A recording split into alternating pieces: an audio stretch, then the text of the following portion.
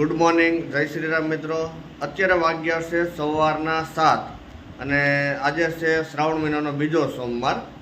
તો આપણે આખો શ્રાવણ મહિનો તો રહેતા નથી, તો એવો પ્રયત્ન કરીએ કે ભાઈ જે 4 કે 5 શ્રાવણ મહિનાનો સોમવાર આવતો એ આપણે ઉપવાસ કરી લઈએ.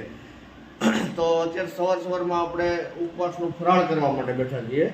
એમાં કેળા છે, બટેકાની વેફર છે, કેળાની વેફર છે, તળેલા બિયા છે અને ફરાળી જેવડો છે, લીલાજી નમકીનનો ફરાળી જેવડો છે. અને એ બાલાજી ફરાળી જેવો જ મસ્ત આવે છે. થોડોક સ્વીટ હોય પણ ખાવામાં બહુ મજા આવે. સાથે ચા છે અને કેળા છે. તો ચાલો આપણે બધા સાથે મળી અને નાસ્તો કરી લઈએ. ત્યાર પછી જઈએ ઠક્કરનગર કડિયા નાખે. તો આપણે નાસ્તો પણ કરી અને અત્યારે નીકળી ગયા છીએ ઠક્કરનગર જવા માટે.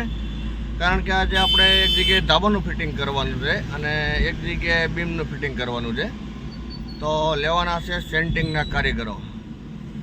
અને રોડ ઉપર તમે જુઓ છો 15મી ઓગસ્ટ અને ત્રિરંગા યાત્રાનું આયોજન કરવામાં આવેલું છે નિકોલ રોડ ઉપર.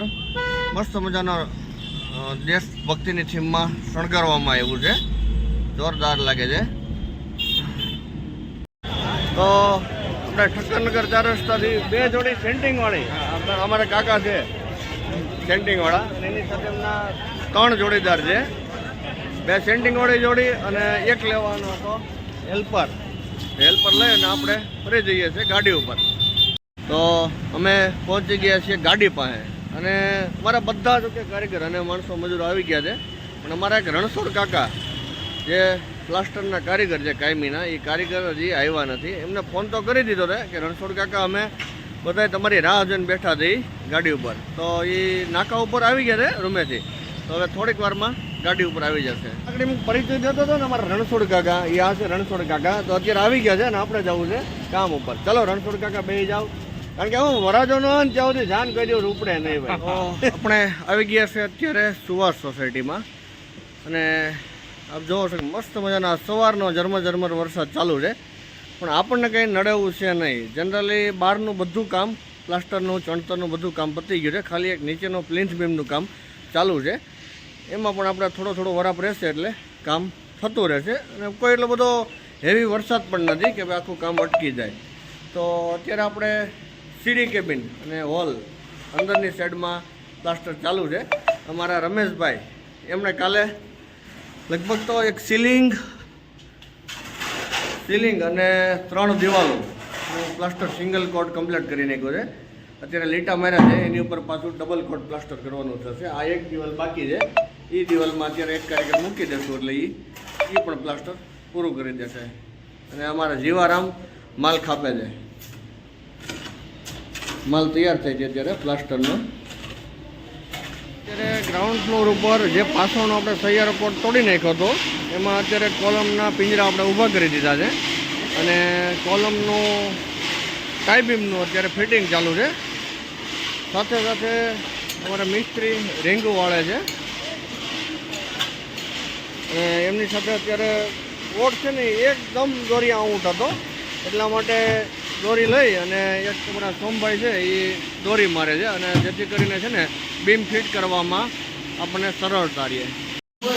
તો આપણે આરસીસીનો માલ અત્યારે તૈયાર થઈ ગયો છે અને ભરાઈ કરવાનું કરી દીધું ચાલુ. ટીમ વર્ક ચાલુ છે અત્યારે.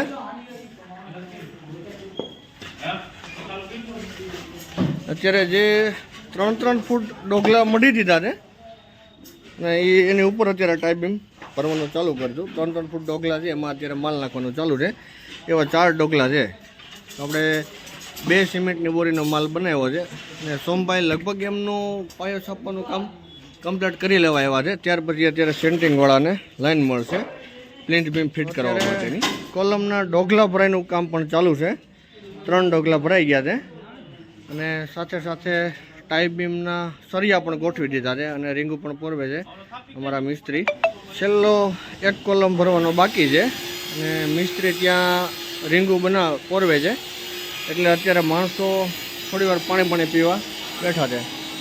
માલ પણ અત્યારે એ કોલમનો તૈયાર પડ્યો છે. આગળ ત્યાંથી કારીગરો હટી જાય એટલે એ કોલમ ભરી દેવાનું છે.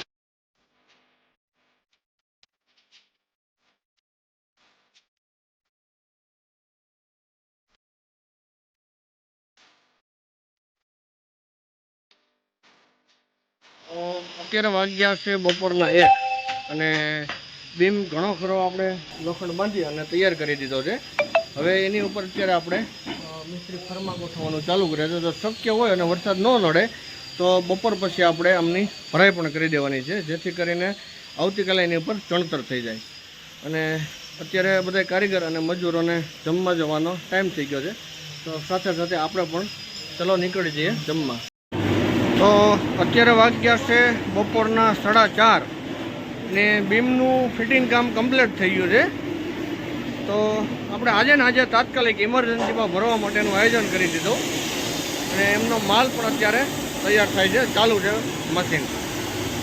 તો થોડું ઘણું લેટ થવું પડશે પણ કામ નીકળી જશે, જેથી કરીને આવતીકાલે ચણતરની લાઈન આપણને મળી શકે. સાથે સાથે બંને મિસ્ત્રીને વળગાડી દીધા છે કે ભાઈ અહીંયા 10 ફૂટની હાઈટે એક લેન્ટર આવે છે, એ લેન્ટરની રીંગું અને પિંજરા બનાવવા માટે, જેથી કરીને ચણતર થઈ ગયું એટલે તરત જ આપણે એમના પિંજરા મૂકી અને લેન્ટર પણ ભરી શકાય.